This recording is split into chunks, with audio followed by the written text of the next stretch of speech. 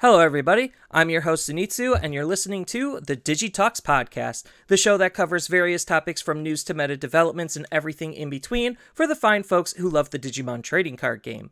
Just as a quick reminder, I do stream this live over on twitch.tv/Zenitsu, and it also gets uploaded as a YouTube video under the YouTube channel as Zenitsu, as well as being posted on various podcasting platforms like Spotify for your viewing and listening pleasure.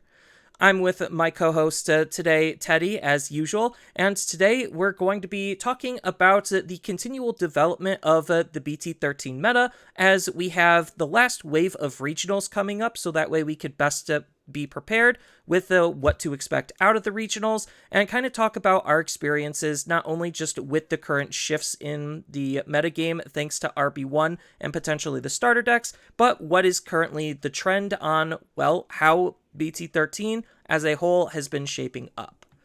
So, starting with the meta discussion portion, we had two regional events happen. One was an EU regional, one was an in-person PPG regional. They both had similar amounts of people, just a little bit over 200. Yes, yep. Both just had a little bit over 200, which is pretty decent. The EU one was an online regional, so that's one thing to note, and the North American one was an in-person regional. So we're going to start off with the EU regional, just to kind of give you a rough breakdown on how the meta has been shaping for these events. So the EU regional, the top 16 breakdown is as follows. First place is Shine Greymon, second place is Hunters, third is Royal Knights, fourth is Royal Knights, fifth is Blue Flare, sixth is Beelzemon, seventh is Shine, eighth is Royal Knights, ninth is Black War Greymon, 10th is Shine, 11th is Alphamon, 12th is Royal Knights, 13th is Bloom, 14th is Hunters, 15 is Shine, 16 is Royal Knights. So the full archetype breakdown is there's 5 Royal Knights that topped, which is quite a lot, actually, compared to a lot of the other events. We had 4 Shines top, which is kind of about normal. 2 Hunters topping, 1 Blue Flare, 1 Beelzemon, 1 Black War Greymon, 1 Alphamon, and 1 Bloom Lord. I'm saying Black War Greymon instead of Red Black Greymon because I believe the deck list is a more OTK variant. That's trying to use Black War Greymon and line up a whole bunch of inheritable sources to basically throw it away for multiple attacks, and then it also uses the Dorbic Ragna as just another way to take advantage of the massive amount of inheritables that you can gain off of your cards. It's interesting that this list isn't playing the Chimeramon. Some do, some don't. It is kind of just whatever it is. But yeah, it is a more OTK-focused deck, and it's not your exact traditional Black War Greymon. Which, it's nice to see OTK decks like that kind of still be able to do well. I think Dorbic also kind of can just do well in its own right, especially with all of the new Gamamon pieces it could take advantage of. I don't know how dramatically that's going to shift the build, but it is something for them to think about. Yeah, I love this deck. I love this Black War Grey deck. It's so cool. Like, basically just saying I'm going to build one massive stack, hope that this one massive stack gets me the win, which usually it can because of all the protection and all the other shenanigans you can forcibly give it. I mean, I like this a lot. This is cool. And then the Ragna Dorbic tech, it's only using one of each of them. So this is purely just a, if I see it, I see it. If I don't care. Which is cool. I like it a lot. This is cool. Yeah, and then the only standout deck list for this event would be Beelzemon is still doing well, and Alphamon actually is still performing well. Not as strong as once he was back in BT9, but he's still a pretty solid deck just because the new level 5 is relatively comparable enough to the old one to maintain how good that deck is. It is another kind of like combo control style of deck where you're just going to be building up a stack and raising and then move it out and then combo off and then either kill your opponent from said combo or leave them in such a bad position that there's not really a good way for them to be able to recover. Yeah, them, even though the Door Greys put to 1, that plus the most of them are running 2 to 3 copies of Final Zubagon Punch, it makes up for it. and all the draw power and stuff. They'll see one of the three usually, and then just seeing one of that three is more than enough for them to close out games very quickly. So it does essentially the same exact thing it was doing back then. Nothing really too different. The Alphamon, of course, the newest Alphamon, the one from BT13, does um, dramatically help the deck. I think being able to say your Bossmon Digimon can attack a player specifically, so that alone is such a massive deterrent. And then if you get the Congo lock on top of that, it is such a detrimental thing to deal with upon dealing with that after taking the Oryukin turn as well. So it's just too much. And then you have the Oryukin with like Final Zubagon Punch. He's like a 18k blocker, 19k blocker, potentially 20. It's too much. But that's of course Godline. So this guy did very well to get this far, because it's not that easy to do that consistently every single game. And I think that's part of like one of the big reasons why we don't see it more often is because it's not necessarily the most inconsistent of decks. It's just it does take a lot to go right to be able to get those wins. I don't know what the matchups were per se, but I just know like in the current landscape, the game is at a pretty speedy pace, I will say. So having those dead turns of doing nothing, just because you're stuck and you're missing a particular piece or you need to spend time setting it up, that's the part that really like brings those types of decks down. That's why All-Force is kind of in that similar line, where it's like it's still a very powerful deck. It's still popping up in top 16s, but it's not popping up in top 16s consistently because it does have its own native issues when it comes to the speed and consistency of the deck.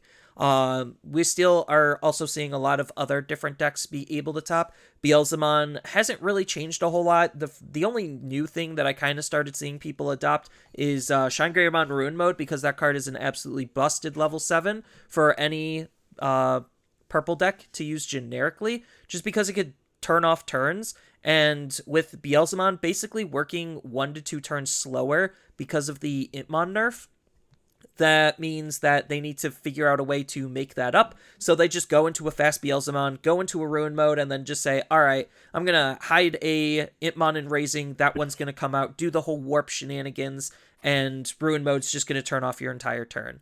Outside of that, it really isn't doing anything different, but it's still a very strong deck that should not be underestimated nonetheless. Yeah, I like that a lot. I like the Shine Gray tech. It helps a lot against the Hunters matchup. A Greymon matchup, being able to, because you can facilitate it very easily with all the memory gain shenanigans that you can force happen. It's a cool tech. I like it a lot, and it makes sense. Yeah, and going over into the PPG regionals, which I know you participated in, and I believe you did relatively well in.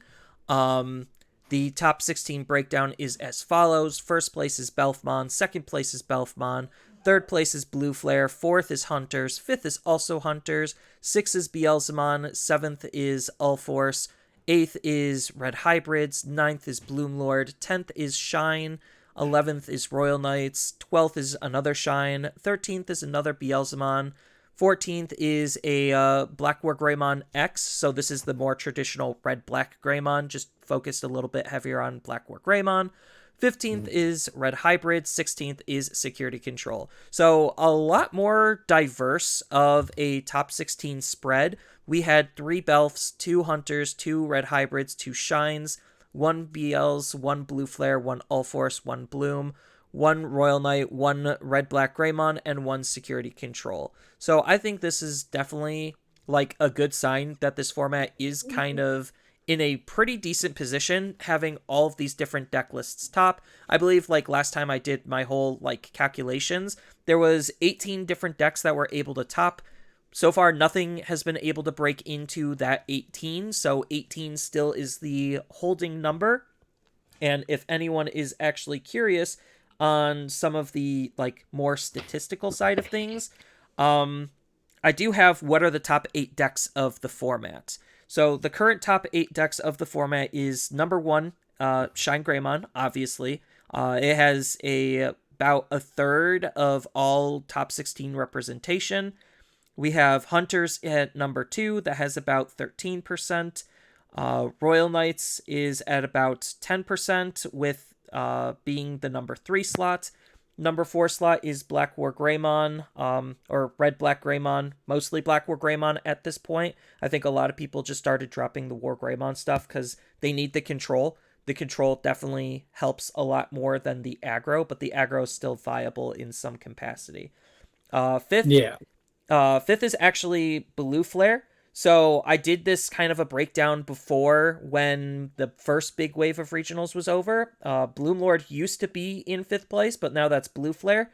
But Bloomlord is just underneath at 6th place. 7th is Red Hybrids, and then 8th place is Belfmon.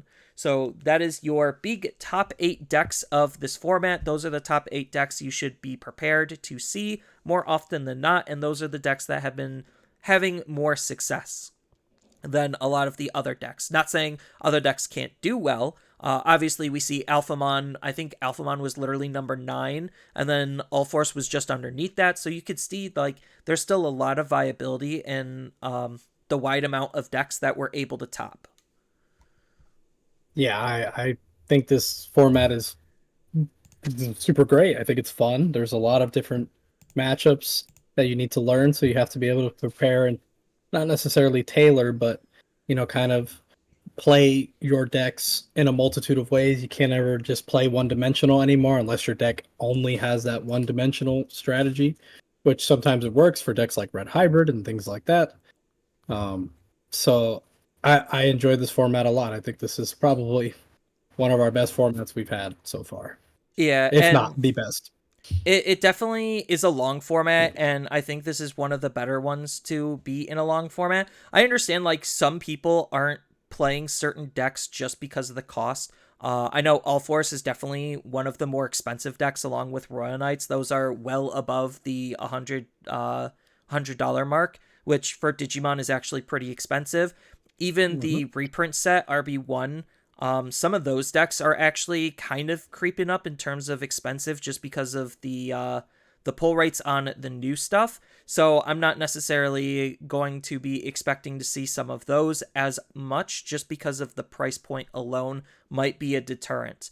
Because, like, if I'm going to be spending, let's just say, $70, why would I play Amphimon when I could play Shine Greymon if I'm thinking from a more competitive mindset, outside of just me wanting to play Amphimon? It just doesn't necessarily make sense. So price is definitely a determining factor, and it was easier for players to get some of the older stuff than some of the newer stuff. But the reprints definitely have helped make certain cards more accessible for some of these decks, which is always good. Yep, I couldn't agree any more. It's a good time right now. We're in a good timeline right now. So, this past regional was good. It was fun. I did, as you said, I did participate in said regional. I bubbled out. I got 17th place. Oh, So just barely out. Me and Kevin were fighting pretty hard for that 16th slot. I still did get my bye because the people above, a few of them already had it, so they were passed down. So I did receive it anyway, but it was a really good tournament. It was fun. I was playing Black or Greymon X, more of a pure focus on just tamer hate. I just wanted to ruin Shine Greymon Day. That's what I did. I did not even come close to losing to any Shine Greymon players. Just because the sheer the DP protection and tamer hate was just enough to seal me wins. Same with Royal Knight, well, not Royal Knights, Hunters. Hunters, I did well against that naturally with Hades. I did lose 2 Hunters. That was my second loss. It was also the last round that I lost to Hunters because I just didn't see Hades. And then they were able to set up enough to just barely squeak out the win after a hard game where we went into overtime. That was Corbin, I believe. Corbin Underwood. Super cool guy. and it was a good time. I'm very, very happy with it. It was so much fun. The 3v3s were hilarious. I wish they had little like coverage over that because they were funny. They were super, super funny. Brody, also the person who won, he was my only other loss in the tournament. Brody Eastwood, extremely good player. So it was a good time. I'm very, very happy with my performance. I think the deck performed exactly the way I wanted it to. I didn't have too much trouble into any matchup really. The only matchup that was more really, really hard was just Belphamon, and that was because I was not using the raid War Greymon. That card invalidates Belphamon. But because I was not using that card, I could not deal with it effectively. So he just was able to outvalue me very hard with his Belphamon Rage Mode turns. So I just couldn't squeak it out. He just played it also phenomenally. So uh, other than those, I 2-0'd every other matchup. I did not feel like I was in any trouble at all. I played against one Shine Greymon, two Hunters, a Blue Flare. That was probably my hardest matchup of the day, funnily enough. Really, I would think That you just build one stack and then you just sit my pretty with man. the one stack, and that's it. So that was the only other match where that was the only game that I didn't 2-0, and it was 2-1. And that was because game 1 he stalled me out and decked me out because he just kept looping the not the metal grade, the one above. Decker Greymon? Yeah. He just kept looping it and slamming it and stunning my stack. And I was not giving him the second stack. And then the moment I promoted the second stack, because I was like, well, I kind of have to do something, otherwise I'm just gonna lose. Anyway, I hit a Sorai and then it basically stopped that turn. Um, so and then he literally decked me out game 1, and I was like, wow, are we gonna go to time? Like Blue Flare into Black War Gray, we're actually gonna go to time because that first game took so long. But then game 2 and 3, I smoked him, and it wasn't the Black War Greymon did exactly what Black War Greymon does. I just nuked his tamers, kept him at one memory the entire time, so he could never do anything. All the stuff he did play, I would just passively get rid of it, and then I would hold my removal for those big value turns, and just same old, same old. It wasn't nothing generic Black or Greymon versus Blue Flare. My other matchup, so Shine, I went against a mirror match, the Black or Greymon mirror match. And that guy, he was 24th place, I think, if I remember correctly. That matchup was good. It was very hard, but I did 2-0 him because he promoted one turn way too early without the level 6. I think he was just he was tunneling and he didn't even think about it, so he promoted thinking he had it. He was literally like, "Oh, why did I just promote?" Because he had promoted, evoed into Metal Gray X, and then didn't have the level 6 to do anything else, so he didn't pop any of my tamers and all that. So I just was like, oh, okay, and he's like, why did I just promote? I literally just screwed myself. And then I think he got kind of tilted after that game. Super, super cool guy, though. Me and him had a good talk, and me and him were, reviewing our deck lists and stuff like that. What else did I play? I honestly don't remember. That was what? It was only 7 rounds. It was not a full 8-round, 9-round tournament. So it was a bit shorter because I had 2 Hunters, 1 Shine, 1 Blue Flare, 1 Black War Greymon, Belphamon, which I lost, of course, and then I don't remember what my last matchup was. I don't know. I won it, so I just don't remember what it was. But I think my deck performed exactly the way I wanted it to.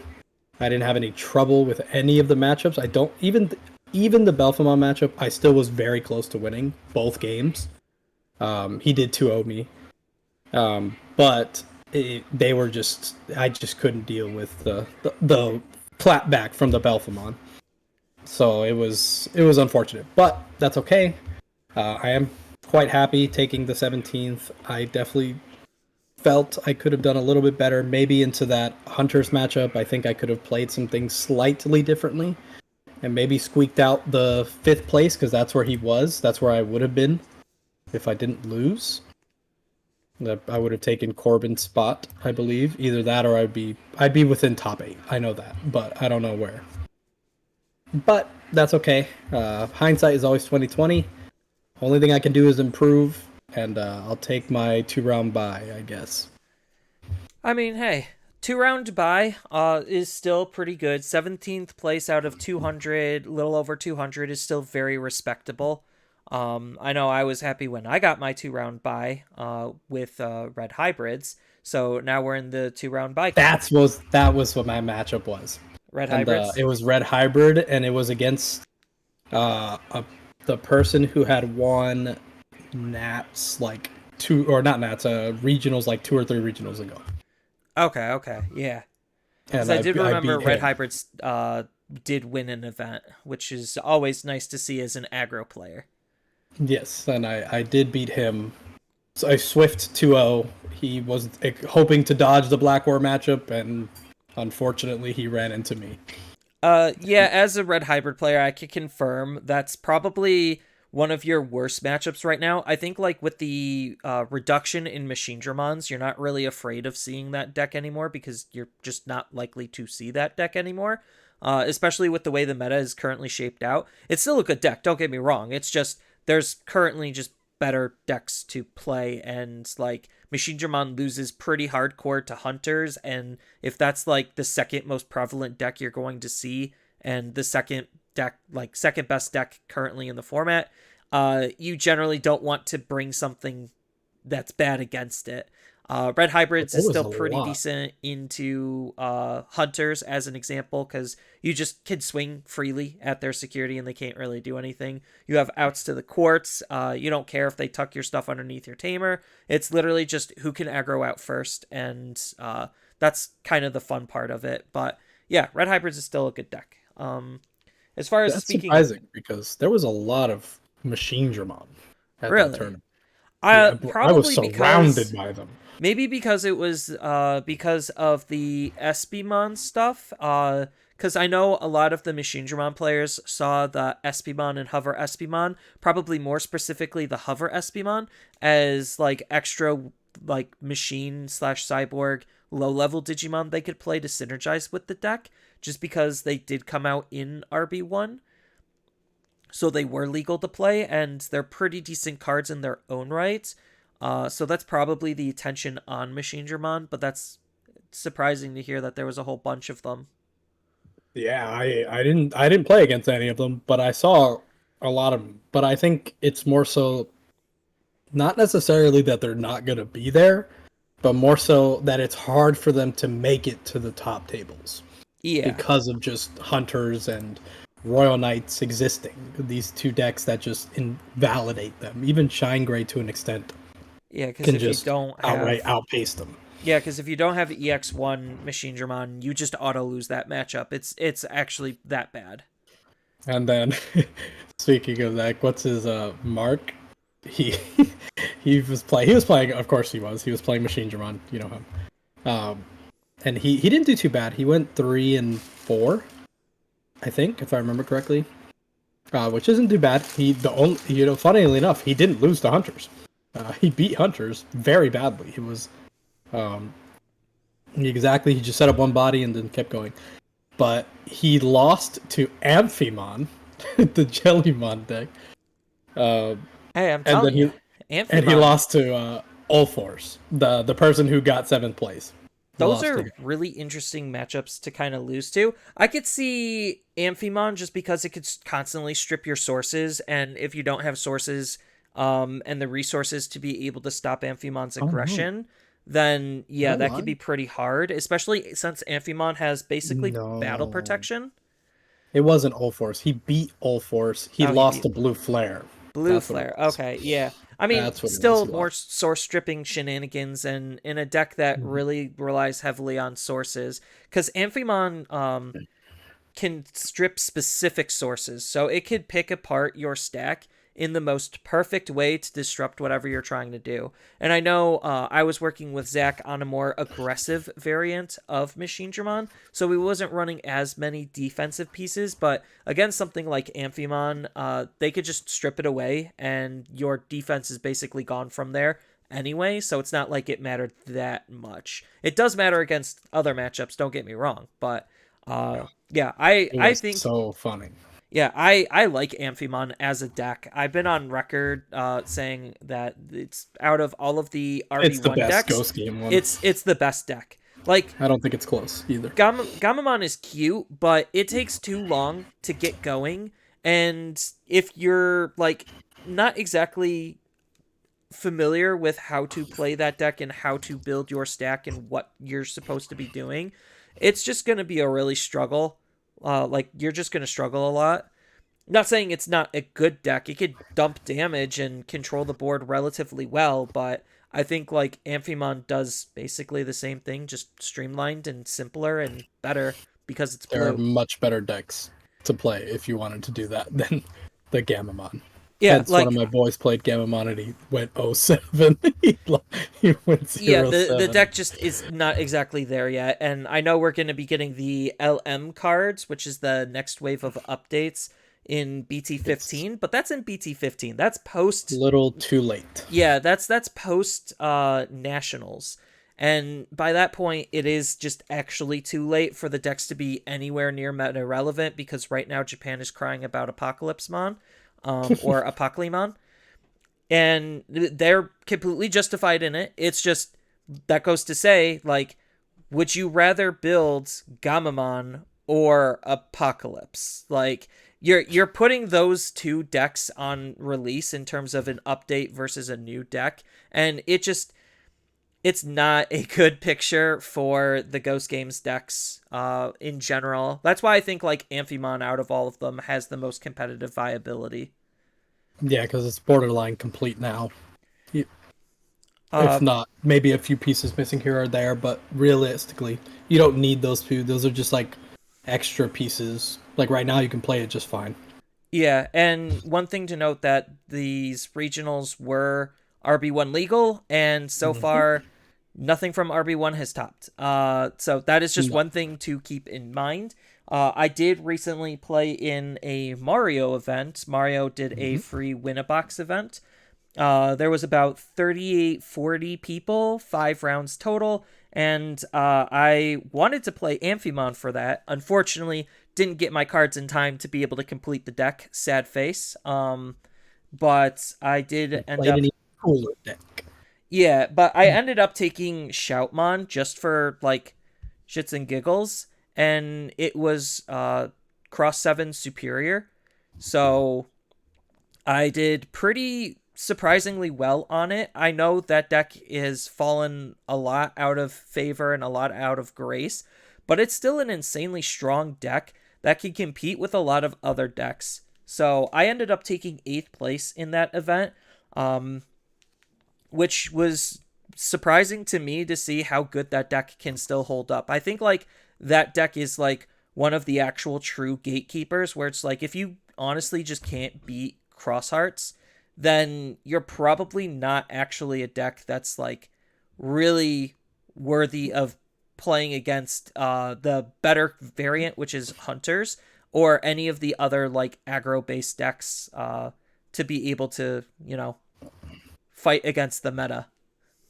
I believe that's 100% true. Like, that deck is one of the decks that just has that same level of unparalleled aggression, where it's just, you're constantly doing something to hurt your opponent, and there's no, like, room for reprieve.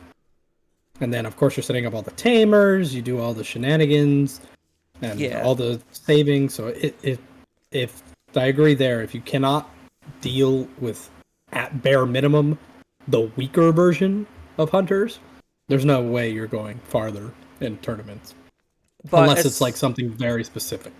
Yeah, but as far as my matchups go, I faced off against 2 Black War Greymon players, 1 Amphimon, a a Interesting. How Shine did those matches Greymon, go? and a Bloom Lord.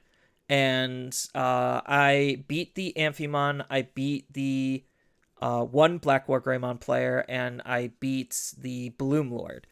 So yeah, the Bloom Lord, I will say, against the majority of my wins, they were from my opponent bricking, but that's kind of like why I The wanted name to of the game. take Cross Hearts. Yeah, like if they just don't have the answers, they just don't have the answers. And because I'm essentially Rookie Rush 2.0, I'm just laying on the aggression and I take advantage of their deck's weakness of trying to look for specific pieces to build a stack. And if they're unable to punish and respond to some of my cards, because I made a really super insanely risky play on playing a Shout 7 Superior against a Bloom Lord player, I killed his one stack, which was a Hydramon, and then he still had an extra level 5 out, and I gave him 5 memory. That's usually a very bad decision Best to sentence. do. Yes, but he didn't capitalize on it, and Or you I should was say he able couldn't to. capitalize on it. Yeah, he couldn't capitalize on it because he didn't have the cards to be able to respond properly. So my risky play ended up working out just because of his deck's disefficiency, inefficiency. There we go. And that's kind of like the magic on tamer based decks. They have their very clear weakness on, anything that messes with the tamers, they can just easily lose to. Because the Amphimon matchup was actually really hard. I'm not going to say it wasn't easy.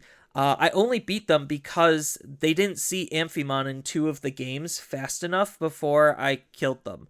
Outside of that, Amphimon just literally was stripping both my Digimon and my Tamer, bouncing my Tamer, stunning my Digimon, stopping a lot of my potential aggression. That's why I think Amphimon actually has legs to stand on, because it can mess with Shine, it can mess with Red Hybrids, it can mess with just anything that actually uses a Tamer and needs a Tamer. It's one of the few decks in the game that actually has Tamer interaction. But enough of me gushing about Amphimon. I still need to have my cards come in the mail so I could actually play it a little bit more. But this goes to show even a deck like Cross Hearts can still do well in this type of environment. Granted, yes, it's matchup and player based. If you're a good pilot and you don't see your bad matchups, you should reasonably be in a good position. But being able to get a grip on reading the potential meta is also super important. I played Cross Hearts not because it was going to be the best deck to play, but I played Cross Hearts because I knew it was a consistent deck to play, and I did well because of its own consistencies. And this is the cool part about playing in random events, is it builds up practice. So I got practice on it. I got advice on how to improve my deck. As Teddy was saying earlier, he compared his Black War list with the other person that he beat, kind of took some notes from that, learned a little bit on what they were doing to get into that position. And that's definitely a huge and important thing, is just learning about what your deck is doing, what tools you're using, why you're using it, and kind of understanding where the meta is. And now that we know for sure, cemented, what the best 8 decks in this format are, it allows you to better prepare for those decks. I know something like Red Hybrids is thinking about running Solarmon just to tech in against Royal Knights. That is a conscientious decision that they are making. God, I can't speak today. But that is a decision that they are willing to make to try to put some of their worst matchups better in their favor. And that is a huge aspect to TCGs. You can't just copy a deck list, learn the 1-2 combos, and expect to do well. There is a lot of knowledge, insight, and foresight that you need and that you'll only get through practice. When I was playing in that event, the Mario event, one of the players, because I don't think super highly of myself, to be honest. I think I was only about an above average player, And hearing that one of my opponents, he beat me, by the way, brutally with Black War Greymon. He saw his parts versus the other Black War that didn't see his parts. That literally just shows it goes like that consistency is huge. You see your lines, you can win very easily with Black War. But he was kind of like praising me a little bit on the fact that I was putting myself down. He's just like, no, you're not an above average player. You're probably one of the better players out there. And hearing that kind of starstruck me. I know I do YouTube content, and I don't let that get to my head at all. I haven't topped that many times. I'm an infrequent topper. I can do it, just not consistently. But he was basically saying like, yeah, because you're basically studying the game so much because you make YouTube content, you host your own events on your own Discord server, you play in other people's events, and you basically are almost pseudo living and breathing the game. You're actually probably one of the players I would respect the most in terms of opinions. And hearing that, I was actually kind of taken away because I haven't heard anyone say that to me about anything ever. Yeah, that's awesome. That's super cool. Super cool. But So that is like had a the similar trick. experience to that too. Oh, did somebody recognize you from the podcast? No, not necessarily for that, but Aw. the sentiment of I'm better than I give myself credit for. Because it's very easy to just be like, no, I'm clearly I'm not that good because I haven't topped that much. My word doesn't mean very much because who cares what I have to say? For example, I've only topped 3 events total that are relevant. Now they were all regionals, but I've only topped 3, and this was the closest I've gotten to breaking the top 16. But that to some players, they would look at that and be like, "That's not very much." But at the end of the day, you can look at that from the other perspective of, well, there were 203 other players, and of those 203 other players, I did better than the other 670 plus people. So it's or 180 plus people. So it's perspective. I think Zach was telling me that too because we were driving back because I had to take the drive back, and I was like, man, I was pretty hard on myself because I got to the 17, but that's not top 16 or top 8 or top 3.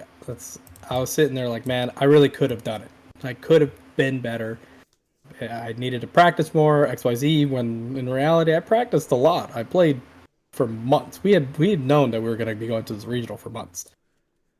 So it's just good to know that the hard work pays off somewhat, even if you don't think it does. And me and you, we consume so much Digimon media that like we don't even realize it, but we know quite a bit about this game, like an ungodly amount about this game. So Yeah. it's good to know that like that is there, and some people recognize it. Like I was playing, and the top tables we were trying to just chilling with the top tables, and they were just like, "Listen, man, just because you lost doesn't mean you did bad. You did good. Look at where you were." Well, also, like, yeah. records for tournaments are also kind of screwy, where it's just like you went, X and 2? There was only one X and 2 that made it into top 16 just because of how the other 15 players played. And with ties and everything, it really messes with the math to where it's just like, okay, you had the exact same record as somebody who went into top 16, but because of literally your opponents, and their records, that impacted where you ended up falling. And I think like that's it always will feel bad. There's no actual good way of doing it. No. But like getting to that top like 1 or 2 percentile that like you reasonably have to get to, I think it's like maybe at most the top 5 percentile. But whatever, like, less than 10 percentile it is, the fact that you're able to get that type of a score and get there is an impressive feat in of itself, despite the fact that you didn't end up on Eggman's website to have your name and deck list cemented there for your success. It would have been nice to see, but that's okay. That all that means is there's next time. I just take my spot back. I'll get there. Yeah, because what do we have? One more regional online. Yeah. We have one more Oh, online regional in October, and then there's 2 in November. I'm signed up for both. I'm probably not going to be playing in the Sunday Top Cut because for whatever reason it's on a Sunday, and that's yeah. just so happens to be the same day as pre-release. So I'm just like, No. cool. I didn't realize that when I was signing up for it like a month ago. Um, The only thing I will say that really cements this idea even further for me is that going to that in-person regional makes me hate online regionals even more. I Because mean, good yes. lord, it was so much fun to just meet and sit down and hang out with people, talk and trade cards, sell, buy. It was the experience was amazing. Like it was so much fun that like it's left a really bad taste in my mouth for online tournaments. We really need more in-person stuff because God, PPG did such a good job, by the way. Shout out to PPG because it was really fun. It was very great. The scheduling was nice. It was just boom, boom, boom, ready. There was barely any downtime in between rounds, which is awesome. They gave us, of course, the recess for lunch, normal. And it was good. It was a good time. It just makes me despise online tournaments though. Like I hate them so much. Now that I'm sitting here like, man, I want to do another one in person. I want to go again because I it mean, just was so much fun. I'm a lazy bum, and I like the convenience of having the online option. The next online event that I'm going to be playing in is, I think it's like what, Play TCG's Yeah. online one Hmm. on, I believe, November 4th. Don't quote me on that date. My But it's birthday. the early November one. It is November 4th because Oh, it's it on my is? birthday. Okay. Yeah. So I am going to be playing in that one, and hopefully, I can get my Jellymon cards, and I definitely will want to play Jellymon in that event. Again, I'm not going into it expecting to win. I just want to see how well I can play Jellymon at a competitive level for arguably one of the last BT13 events. Yeah. I'm not going to be labeling this like sub format anything other than BT13 because RB1 Doesn't do barely anything. it doesn't count. It's not actually a real set. And then the starter decks right now are, we don't have the They're cards to actually irrelevant. make them worthwhile. So the majority of the starter deck cards just aren't going to be like fully implemented and used in the capacity we'll see later from them. Yeah, they don't make a splash here or They're there, meant for so BT14, so it's just like cool. yeah. It's nice that we got them early, but they're not doing anything right now. I think like there's a couple of cute things you could try to do right now, but nothing like groundbreaking, meta defining.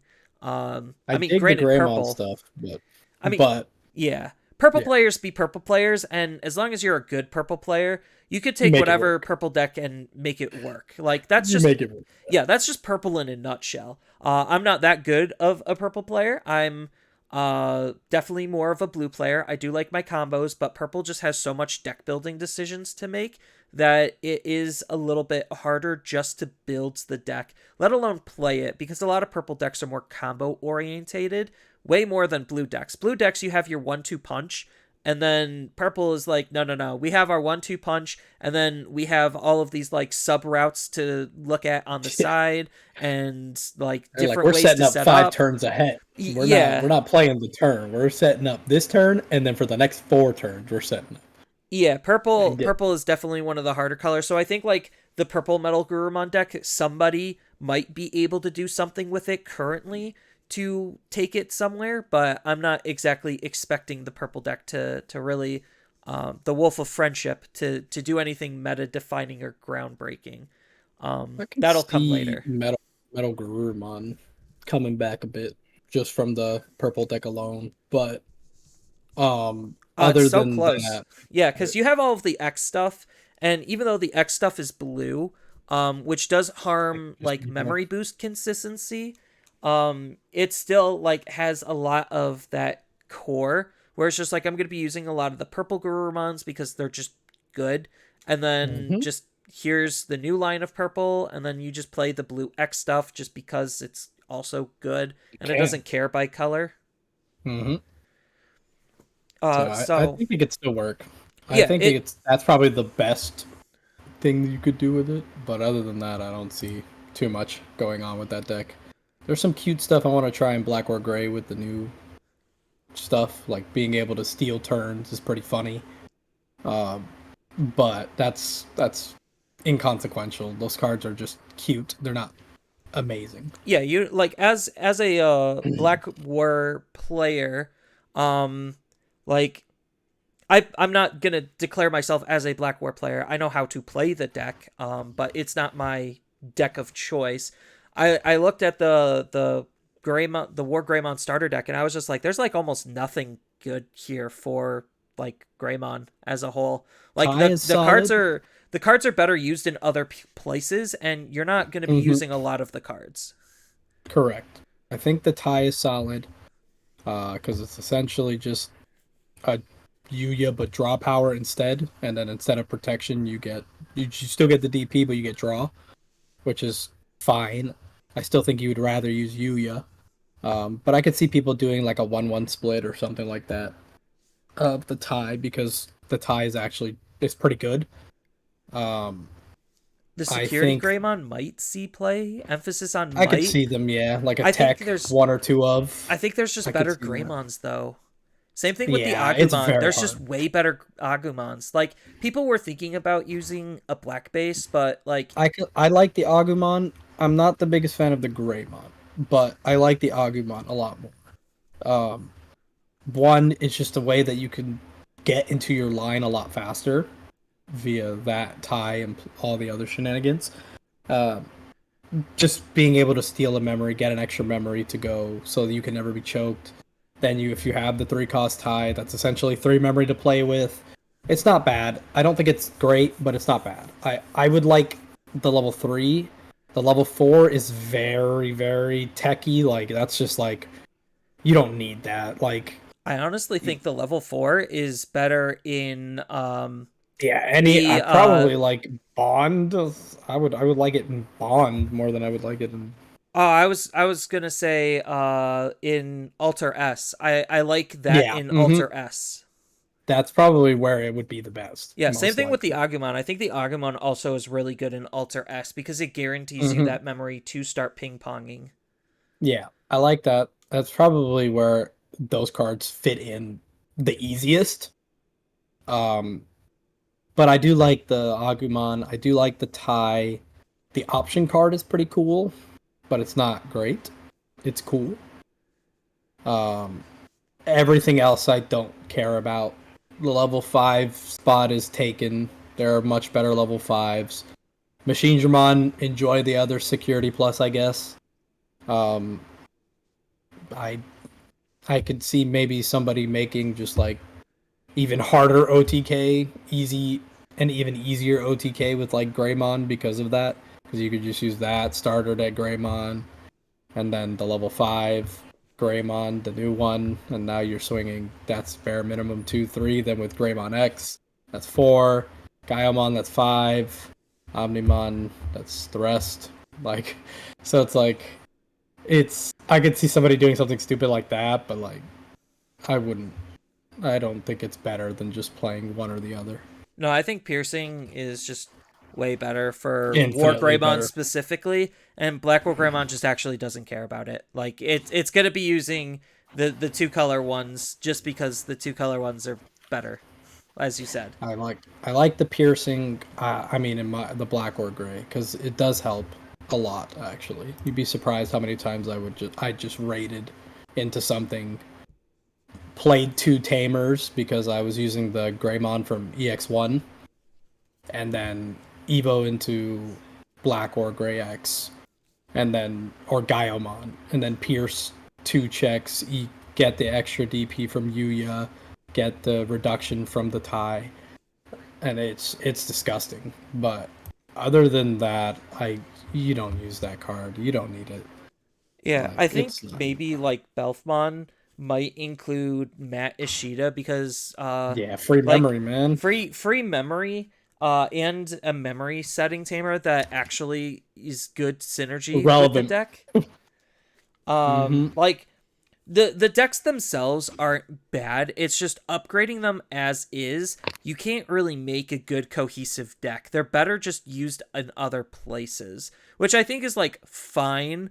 Gurumon, definitely you want to focus more on the Gurumon than Greymon focusing on the Greymon, which I think is a little bit unfortunate for the Greymon deck and people who are excited about the Greymon deck, just because like the majority of what you're getting actually isn't going to be used. Yeah, it's pretty bad. Honestly, it's like borderline unplayable. A lot of it.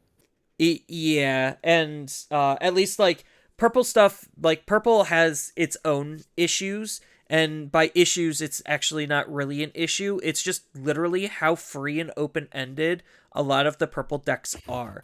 Like, It's too because much options. yeah, That's the there's problem. too many good viable cards for you to pick between. And yes, most of the time you do see the same ones over and over again, like Eismon as just a reoccurring card.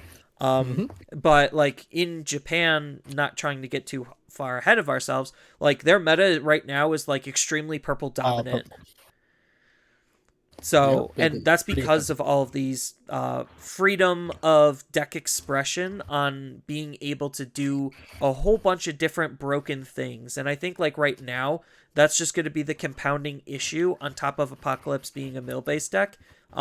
That's only making insult to injury, where it's just like, yeah, you actually have to run purple because they don't care if they have a large trash. Yeah, They it could actually still just use it. benefits them. Yeah. Not saying Apocalypse is going to be like this end all be all like Nah. thing.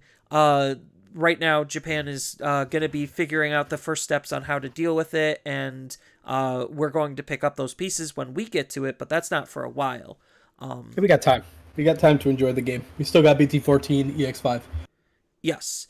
And I definitely think that with BT14 just on the horizon coming out mid-November, that's definitely looking to where a lot of the attention is. And I think like players right now are kind of done with the RB1 hype. And even though we just had the pre-releases for the starter decks, I think the starter decks are going to be a little bit on the overhype side at first, and then the hype is going to cool down. I do think come EX3, or not EX3, EX5, the Metal Garurumon starter deck is probably going to be way more sought after just because of how good the Melga deck looks. And then come BT15, I actually think that all of the RB1, like the new cards from RB1, are going to tend to spike just because of the new LM support. set. Yep, just because the LM set is fused in with BT15, which is its own separate topic because I think the BT15 is already looking to be a scuffed set as is. Like, scuffed as in pull ratios, just because now we have 20 extra cards included into that set, bloating it a little bit. So, depending on how they do ratios, it may or may not have that much of an impact. But if they do them poorly, it's definitely going to be felt, and expect some of the cards in that set to actually be really expensive. But as far as like where the RB1 hype is right now, I know I was kind of negative on it last week. My negativity is calmed down as I have calmed down as a person. It hurts me seeing products that I want just end up being completely not what I wanted it to be, and anger does come from those unmet expectations, which I'm not going to fault or blame anyone for feeling the way I did either, but I'm not going to fault or blame anyone for feeling positive about the set because it did do some good. I'm not saying it was all negative, but the funny thing is where it is in the secondary market after like the 2-week hype calmed down, the set is tanking. The set is borderline dropping like a rock in terms of the singles prices for anything that's not of the new Ghost game decks that people are playing. And the reprints are all pretty much worthless in terms of like the actual reprints. Two of the secret rares are pretty okay in terms of value, but those are secret rares. And then the set is like almost reaching sub $50 a box, which for only being around 2 weeks is not good. That is not good. That means that people do not want this product. People want to off it as fast as they possibly can so they don't have to sit on it any longer than they have to. So that is a very telling sign between the reception and where the market currently is for it, that it just was not a very well received set as a whole, even though there was some good to come out of it. Yeah, I mean that I agree that it's fine. We both have our differences of opinion, which is perfectly fine. That's normal. There's nothing wrong with that. You hate the set, you hate it. If you love it, you love it. There's nothing wrong with either side of the coin. But you can definitely look at it and see the failures of it. Yeah, and my worry is come BT15, a lot of those cards are going to start spiking even harder just because now BT15 is putting attention back onto it. So I would say now is probably the best time to get anything from RB1 in terms of the new stuff. I don't see the stuff falling much farther. In fact, a lot of the stuff has actually been creeping up when it comes to the new Ghost game stuff. So like Amphimon was about $5. Now it's sitting at around 10. You have Dire Rabbit, which was sitting as low as $3 or $2. Now it's sitting also at around 10. And like both of the Gamamon supers are like currently between 10 to 15. Alt arts are easier to pull, so those are going to hold about as much value as the base art, which is weird, but that's just how the pull rates worked. I don't think it was bad as a product, because I did see a lot of opinions from newer or more casual players, which helped me calm down with my negative perception, because I see that even though the set wasn't for me, it did help those people that were kind of struggling to make it more accessible, which at the end of the day, that was the main goal. It's just me being in the position that I am, having certain expectations, that's where, and those weren't met, that's where that anger comes from. And I know we're going back to talking about RB1, but the topic is still somewhat relevant, especially since we know the decks aren't meta-relevant, except for Jellymon, as of right now. Gamamon still looks a lot of fun. Dire Rabbit is basically All Force Light, which I found to be absolutely hilarious. Get enough of the new Rulies out, and then you could just have your Dire Rabbit just at the end of the turn maintain the end of the turn to just swing out per Ruli of the new one. I thought that was like absolutely baddie. I was just like, oh yeah, he does do that, doesn't he? It's super cool. Honestly. Yeah, these decks are fun and they're cool. But the weird thing is, Digimon's more expensive on the casual level than the competitive one. I swear to God, it is. Like, it's the worst thing ever. Like, you see, like, Gallant and all these other decks, All Force, and yeah, All Force is, like, right there, but being super broken. But, like, it's these casual decks that actually cost an ungodly amount of money compared to all the other decks. It's so weird. Because I see, like, replacement posts all the time where it's just like, oh, I don't have Gallantmon Crimson mode. What do I do instead of Gallantmon Crimson mode? Just as an example. Like, you'll see those for a lot of decks. Insert expensive card here. What is the replacement for it? Most of the time, there is no replacement, but sometimes you could find a comparable one. But the fact that, like, you need those cards to make the deck competitively viable, and they are that expensive, compared to something like Belfmon, where, like, the deck is borderline dirt cheap because you don't need anything that's of an insanely high rarity, and the pull rates were normal, so it's not like the cards were that expensive. I think I need to buy like one more Belfmon in order to make the deck myself. but that card's like $3 a card, which actually is slightly on the more expensive side. Yeah, for an SR in that set, honestly, it is pretty. Yeah, but that's like $3 for like if you're looking at a full playset, $3 per card. That's what $12 for a full playset of the most important card in your deck, and then everything else is pennies. Like that's a competitive deck. That's one of the top 8 competitive decks that you could build for probably less than $50. I know you can because I covered it in a video. Yeah. I was like, you covered that actually, funnily enough. But yeah, it is just interesting that like I think the pull rates to RB1 kind of coincide with the idea that casual play is more expensive than competitive play. Not all casual decks are like that, because obviously you have stuff like Alliance, you have 4 Holy Dragons, where they're just bad decks, but they're supposed to be fun, and like you're not supposed to take them too seriously. But those usually aren't going to be super expensive, but like the good casual decks, those are the ones that are going to be expensive. Yeah, I think 4 Great Dragons is like, it just needs a few cards. Just a few more. But all the other decks are awful. So yeah. Well, we'll see, because the Alliance deck is getting some love. We have no idea what the starter deck, the new advanced deck. It's not just a starter deck. It's an advanced deck. It's supposed to be so on it's par with Beelzemon. And it's gonna be Lopmon and Terriermon. I'm so excited. I think that deck's gonna be super spicy and really fun and interesting. Synergy. I hope it is. I hope it's like super good Alliance synergy, like super crazy.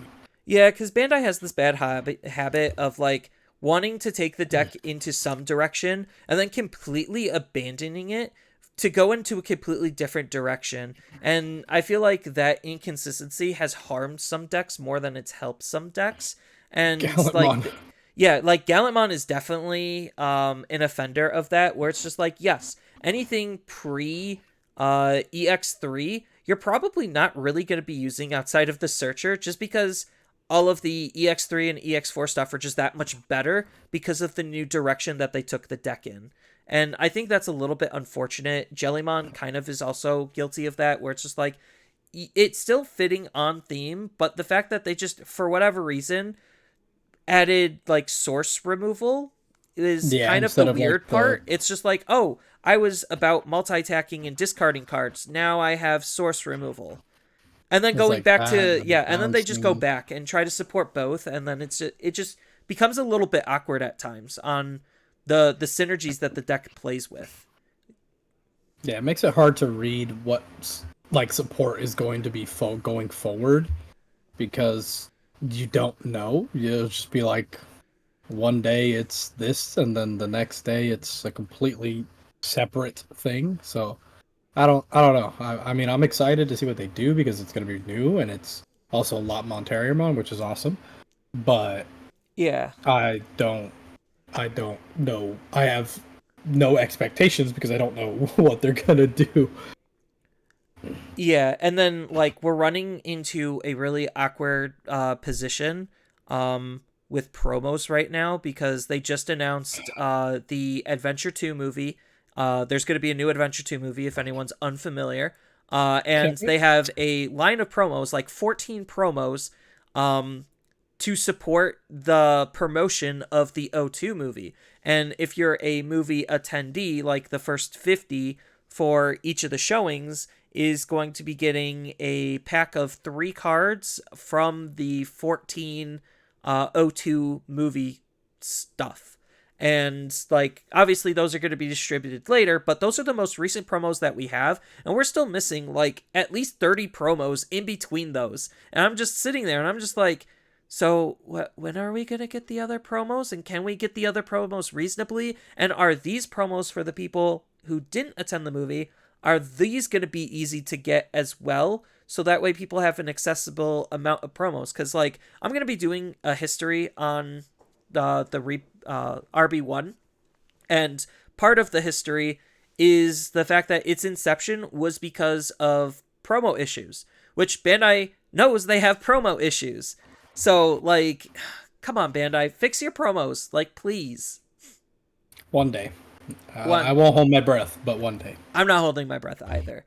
But yeah, so I think this is a good stopping place. We had a lot of good topics. I think in whole, like as a good summary, BT13, even though it was a long meta and it's still going to continue for a little bit more, we had some excitement in terms of things to possibly play that's shaking it up. And the meta is still continuing to develop. It's, for the most part, pretty cemented, but understanding that can help you be able to prepare yourself going into the last wave of regionals for the year before nationals. So I want to thank everyone at this time for making it all the way to the end and listening. I do appreciate every single one of you that are listening. And if you do want to help support the podcast, feel free to share it with others on social media. Make sure to leave a rating, review, like, subscribe, follow, depending on your platform of choice that you're viewing or listening on. And I want to thank you all again, and we will see you next time.